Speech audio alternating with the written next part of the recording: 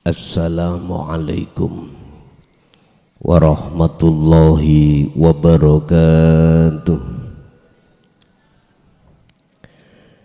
Ila hadratin Nabil Mustafa Rasulillahi sallallahu alaihi wasallam wa ala alihi wa azwajihi wa dhurriyyatihi wa qarabatihi wa ahli baitihi wa ashabil kiram wa ila jami'il anbiya wal mursalin wal awliya wa syuhada wa salihin wa tabi'ina salihina ila yaumiddin, khususan jami'i masyayikhi ila muntahum wa syekh ibnu Athaillah wa furuhi wa usulihi wa masyayikhihi wa ahli baitihi wa ila abaina wa ummatina wa azdatina wa masyayikhina wa auladina wa azwajina wa dhurriyyatina wa ahli baitina, khususan jamil arwah fi hadil majlis wa ghairuhum syai'ulillahi lana wa lahumul fatihah.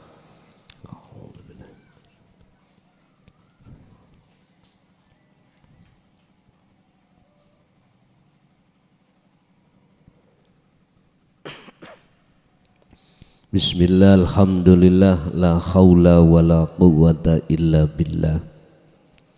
Asyhadu an la ilaha illallah wa asyhadu anna Muhammadan abduhu wa rasuluh. Allahumma salli wa sallim wa barik alaihi wa ala alihi wa ashabihi ajma'in, amma ba'd. Hadratil muhtaramin, dumateng para alim, para ulama, sesepuh bini sepuh, tokoh masyarakat, tokoh agama sewilayah Kabupaten Jember, khususnya Sohibul Qaryah, Bapak Kepala Desa Wetan Kali, Balung Lor, Amatan Balung, beserta staf-stafnya, Sohibul Bait, sekeluarga jamaah yang hadir di majelis maupun di rumah, kulluhum ajma'in rahimakumullah. Alhamdulillah, tidak ada kata yang pantas kami ucapkan pada kesempatan malam hari ini kecuali rasa syukur kami ing ngersani Allah subhanahu wa ta'ala, di mana kami masih dipertemukan datang panjenengan sedaya, walaupun waktunya diundur dari Jum'ah kedua menjadi Jum'ah keempat. Oleh sebab itu, sekali lagi atas nama pribadi kula nyuwun agungi pangapunten. Salatuhu wa salamuhu senantiasa kunjuk datang baginda Rasulullah sallallahu alaihi wasallam wa ahlihi wa azwajihi wa dzurriyyatihi wa qarabatihi, dan dumateng panjenengan sedaya. Yang nomor 3, kami matur suwun sangat, terima kasih yang sebesar-besarnya sudah difasilitasi tempat dan waktu untuk menyampaikan materi kitab Al-Hikam yang untuk malam hari ini kita akan membahas makalah 58 Syekh Ibnu Athaillah yang berjudul Tanda-tanda hati yang mati. Tanda-tanda hati yang mati. Kalau kita melihat di dalam Al-Quran, bisa dilihat di dalam surat An-Nahl ayat 107-108. Surat An-Nahl ayat 107-108. Niku dasar hukume di dalam Al-Quran. Bapak Ibu hadirin jamaah rahimakumullah. Setiap diri manusia itu ada proses tersendiri. Allah melalui utusannya Kanjeng Nabi Muhammad dan diteruskan oleh tabi'ina sholihin sampai di zaman ini bil huda wa dinil haq, disuruh untuk membawa hidayah dan ajaran-ajaran tentang ilmu tasawuf atau dinut tauhid semata-mata untuk membersihkan hati kita, yang hati kita telah terinfeksi syirik khafi, telah terinfeksi oleh hal-hal yang bisa kita sebut sebagai tauhid atau menjadikan selain ilahun wahid sebagai Tuhan. La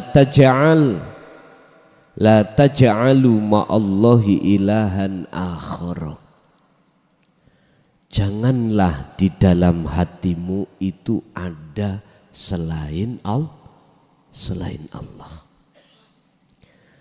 Berhubung proses kita saat akil balik, entah sampai umur berapa kita, yang tidak kita sadari di dalam hati kita ada iman selain ilahun wahidun, Tuhan yang esa.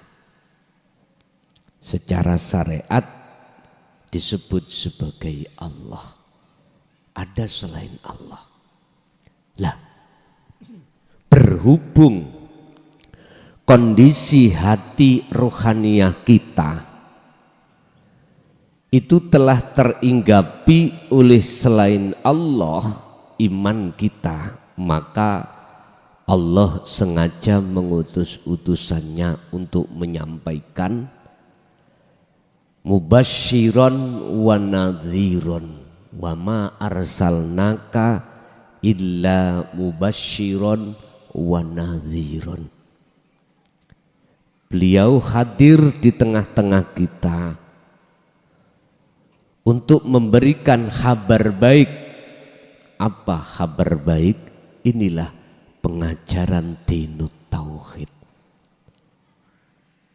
Wa nadhiron, beliau membawa peringatan terhadap kita yang kita tidak mau untuk menerima pengajaran Allah lewat para utusannya.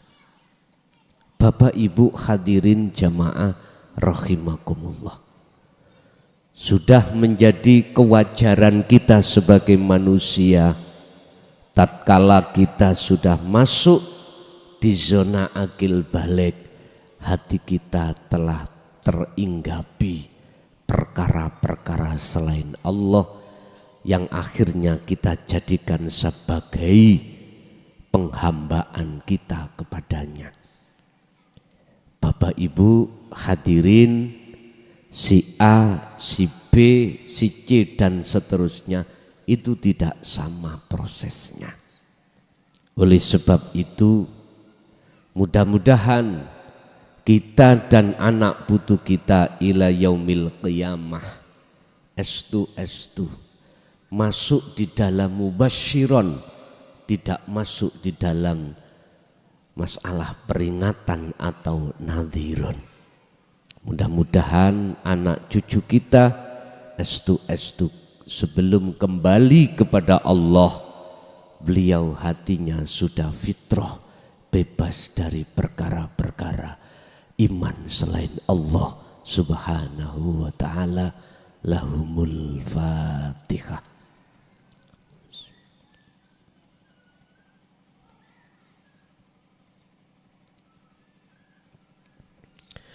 Bapak Ibu hadirin jamaah rahimakumullah, monggo sing ngasta kitabe dibuka di pasal 58. Min alamati mautil qalbi, iku setengah saking piro-piro tondo matine ati, berarti banyak tanda. Cuman yang beliau Syekh Ibnu Athaillah jelaskan di sini adalah 2 tanda. Tapi nanti bisa dilihat di dalam surat An-Nahl ayat 107-108. Adamul khuzni utawi ora anane getun. Tanda dari beberapa hati yang mati adalah, pertama adalah adamul huzni, tidak adanya rasa getun. Alama ing atasai perkara, ninggalke ing atasi perkara fataka kang wis kliwat. Fataka kang wis kliwat apa maka ing sira bayane minal muwafiqati saking pira-pira laku kang den ridani Allah. Muwafati atau minal muwafiqati iki adalah perilaku-perilaku yang menjadikan hati sampean iki sambung datang Allah Subhanahu wa ta'ala. Pertama, tidak ada rasa getun, kecewa dari perilaku-perilaku yang kita tinggalkan, yang perilaku itu taat ing ngersane Allah. Contoh, kita sholat, di situ kita lalai pada Allah. Baik di dalam ibadah murni seperti sholat atau tidak murni di luar aktivitas sholat, apabila hati kita itu tidak ada rasa getun, tidak bertemu Allah, itu berarti tanda hati kita masih dalam posisi mati. Muwafiqati ini tidak memandang perilaku secara jasmani, tapi memandang ahwal keadaan hati kita, Pak. Sebab dalam makalah lain beliau katakan husnul a'mali nataiju husnil ahwal, bagusnya laku dohir jasmani di mata Allah itu tergantung buah di dalam keadaan ruhaniyah kita yang muncul. Lah, hati ruhaniyah kita Bapak Ibu itu ada macam 2 keadaan. Pertama, mingkol bin zahidin, hati yang sambung terhadap Allah. Ketika saat jasmaniyah ini berperilaku ibadah murni atau tidak murni. Yang kami maksud sambung di sini adalah inni wajjahtu wajhiya. Hati sampean sudah masuk di zona fana. Idfin wujudaka fi ardil khumul. Bisanya fana diri panjenengan saat melakukan ibadah murni atau tidak murni, keakuan jenengan harus ditenggelamkan, harus dikubur di dalam bumi khumul. Bumi khumul itu bumi kefanaan. Caranya bagaimana? Hati jenengan harus melepaskan faktulu anfusakum, melepaskan rasa keimanan di dalam diri yang bisa melakukan. Ini harus jenengan lepaskan. Lah, ketika jenengan melepaskan keakuan diri yang melakukan, berarti jenengan ini telah dimasukkan atau dikubur di dalam bumi khumul. Akhirnya di dalam hati jenengan akan muncul sang pelaku sejati. Isim fa'ilnya sang pelaku. Sang pelaku itu tiada lain kecuali ilahun wahidun. Itulah Allah Subhanahu wa ta'ala. Siapa yang sudah masuk di dalam zona fana ini Bapak Ibu, dialah yang pantas oleh Allah dijadikan sebagai kekasihnya. Allah itu menutupi sifat khususiyah kekasihnya ini di mata orang lain berbagai macam cara Allah.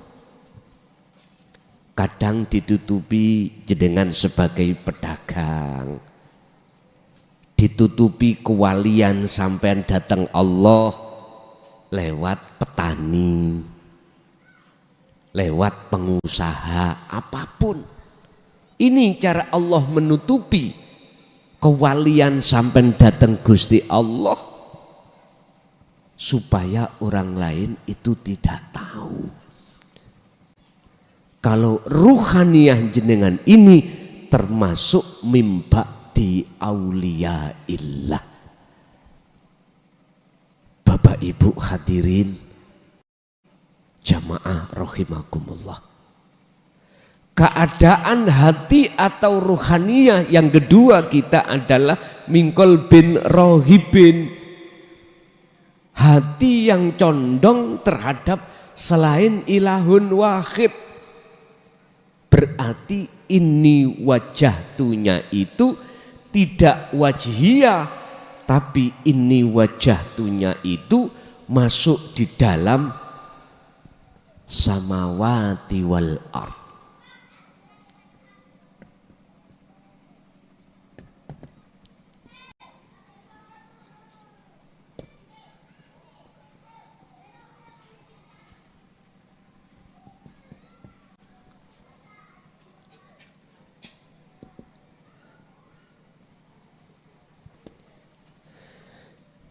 Ini posisi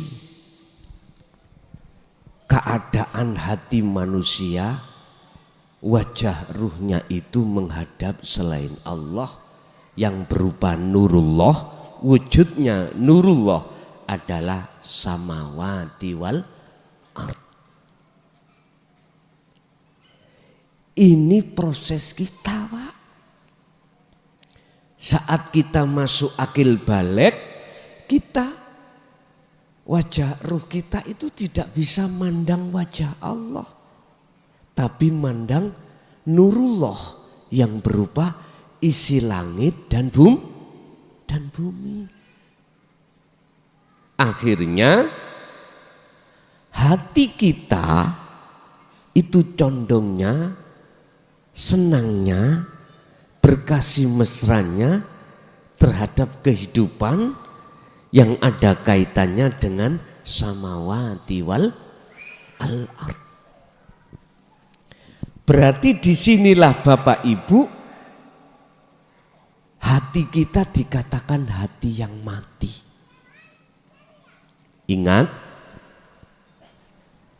lewat hadis sahih Rasulullah Shallallahu Alaihi Wasallam yang diceritakan oleh Bukhari Muslim, pasal 1599 kalau enggak salah, mohon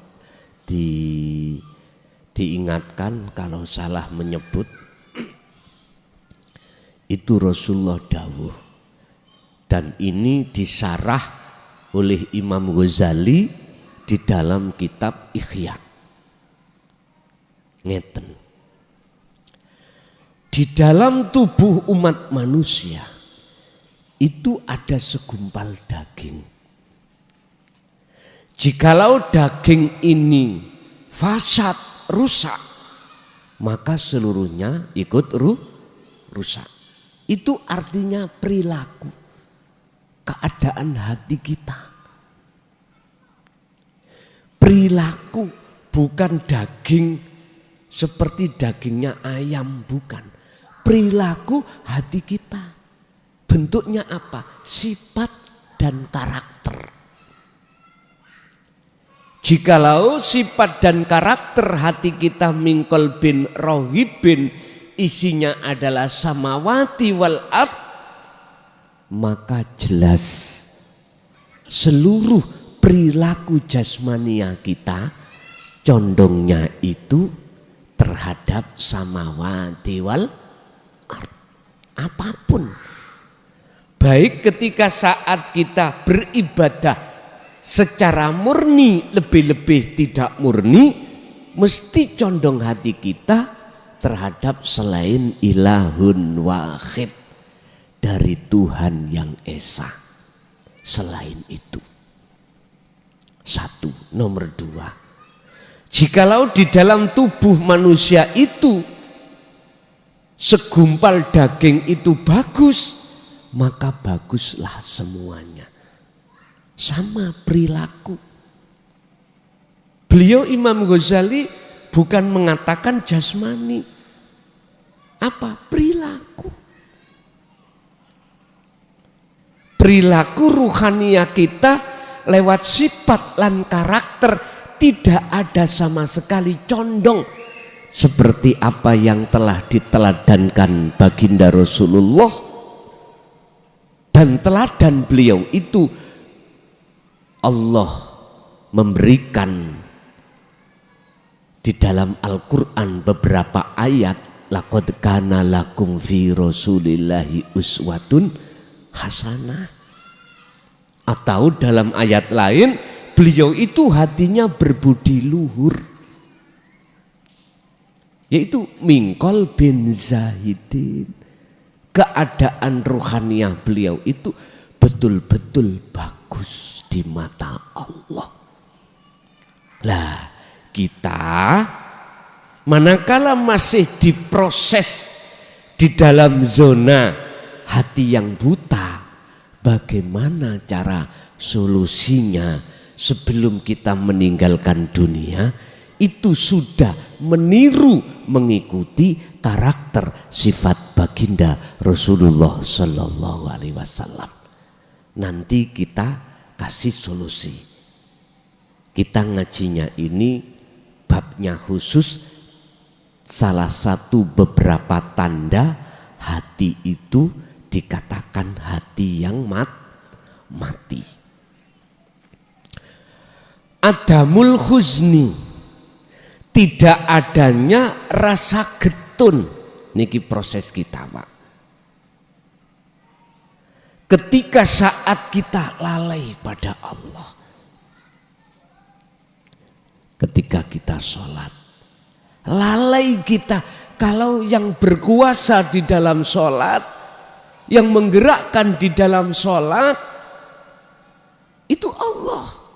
Kita lalai dari itu. Terus hati kita nggak ada rasa husni, rasa getun, Pak. Itu berarti tanda hati kita masih di posisi hati yang mati. Nanti beda loh, Pak.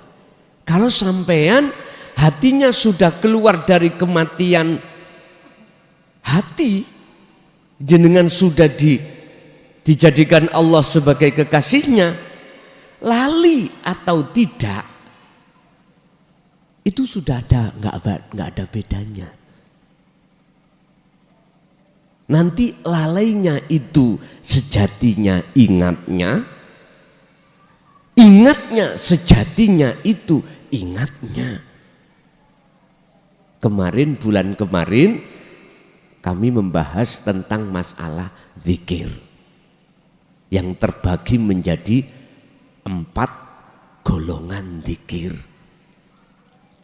yang di dalam pasal 57 kemarin itu kalau nggak salah. Bapak Ibu, itu yang pertama, tidak ada rasa kecewa atau getun ketika saat kita lalai pada Allah. Seakan kita biasa-biasa saja. Sholat kita tidak khudur, biasa-biasa saja. Lah, mohon maaf loh Pak. Makom ahli hijab itu enggak sama dengan makom ahli untuk menuju ahli syuhud, enggak Pak, sama. Makom am dengan makom muraqabah kali musyahadah ini enggak sama. Walaupun muraqabah itu dalam sholat kadang ingat, kadang enggak. Itu enggak sama hukumnya dengan makom am, di mana makom am itu selalu lalai. Lah makom muraqabah, calon ahli syuhud, proses pemfanaan diri selain Allah di dalam hatinya, itu ya kadang ingat, kadang tidak. Ini enggak sama.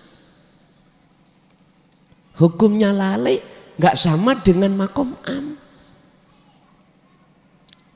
Nggih, mohon maaf, kita ada di posisi mana?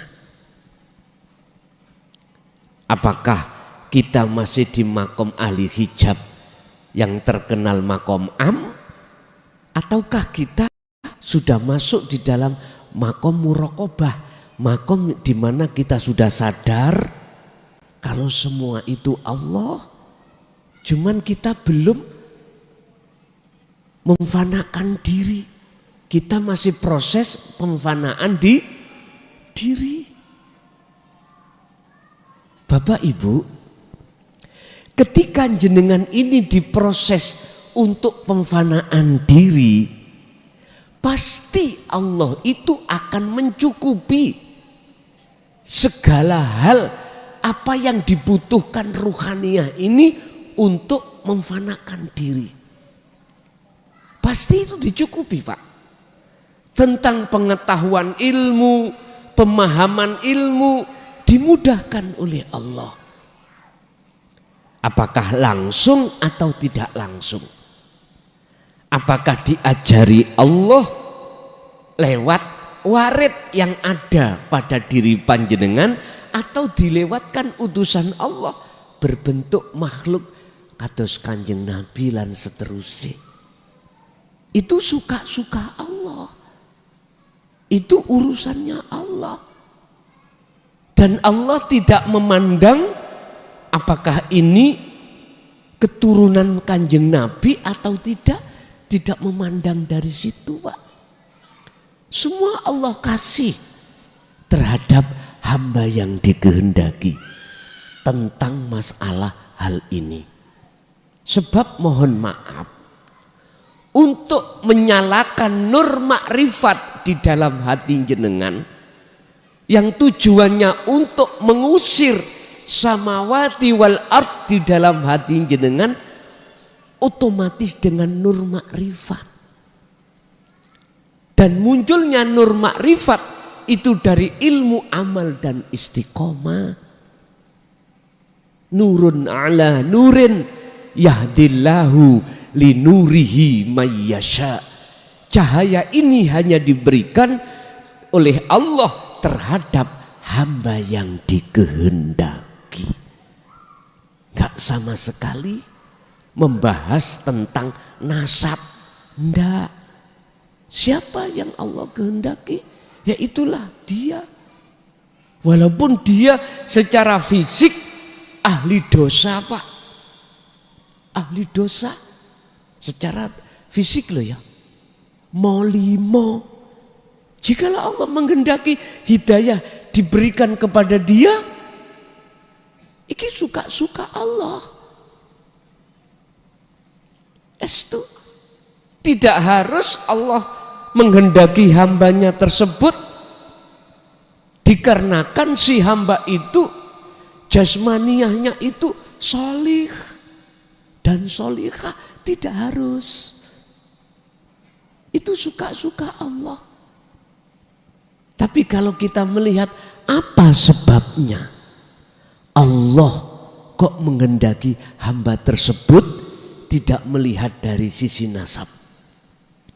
Jawabannya itu di dalam surat Az-Zumar kalau enggak salah ayat 18.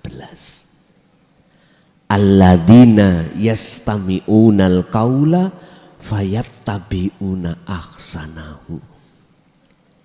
Dialah ketika saat mendengarkan ajaran yang diteladankan oleh baginda Rasul tentang dinul haq, beliau terima. Hatinya membuka, otomatis akan sadar dia atas kesalahan-kesalahan yang sudah lampau. Akhirnya eneng rasa getun, Pak, ning hati. Dan kesadaran sisa hidupnya di dunia ini beliau jadikan sebagai watubu ila bari'ikum, tobat yang sebetul-betulnya tobat secara rohaniah. Dia pasti akan sadar ketika dia sholat lalai pada Allah, dia getuni, Pak. Dia sadar itu bukan termasuk ibadah yang makbulah di mata Allah. Dia sadar karena hatinya masih bergantung pada samawati wal ard. Itulah bentuk nafsu lawamah yang sudah bangun terhadap diri kita di dalam sifat basariyah. Otomatis, Pak, nanti sifat dan karakter yang dicela Allah, Allah bersihkan sedikit demi sedikit. Hasud, riya, takabur, itu nanti akan Allah bersihkan. Jenengan jangan khawatir, Allah bersihkan. Sebab riya, takabur itu tidak hanya bersumber dari, mohon maaf loh Pak, status kita sebagai orang yang punya jabatan, punya kekayaan, enggak, tapi juga non materi. Kebanggaan kita di mata masyarakat dimuliakan sebab ilmu kita. Bisa jadi takabur itu muncul dari situ. Yahjubuhum biulumihim, Allah akan menutup hati kita terhadap Allah sehingga kita terhijabi. Munculnya disebabkan karena beberapa ilmu, yang ilmu itu adalah milik Allah, yang kita akui ilmu kita sendiri. Ini Pak, naudzubillah, mudah-mudahan saudara-saudara kita yang lagi mendengarkan atau secara langsung atau tidak langsung Allah bersihkan semua hijab-hijab di dalam hati kita yang membuat hati kita mati, Pak. Bapak Ibu hadirin, itu yang pertama. Yang kedua, watarkun nadami, ninggalkan lan ninggalake rasa getun, alama ninggalake ing atase perkara faal tahu kang agawe sapa sirahu ing ma bayani minaz dzallati saking pira-pira perkara laku sing ndadekno ati dosa ing ngersane Allah. Niki beliau maksudnya adalah perilaku ruhaniah Bapak Ibu, bukan jasmaniah. Tergantung kita memandangnya dari sisi manusia Allah, sisi manusia apa Allah, sisi kacamata syariat apa kacamata hakikat. Kalau makalah ini kita pandang dari sisi kacamata Allah, adalah perilaku hati kita enggak ada rasa getun ketika kita berdosa pada Allah. Mana letak ruhaniah kita berdosa? Kita telah menyembah terhadap selain ilahun wahidun, Tuhan yang esa, selain itu. Bapak Ibu, apa sebabnya kita kok ngalami seperti ini sebagai manusia? Monggo kita lihat di dalam surat An-Nahl ayat 107 dan 108. A'udzu billahi minasyaitonir rajim. Bismillahirrahmanirrahim. Dzalika bi annahu mustahabbul hayatad dunya alal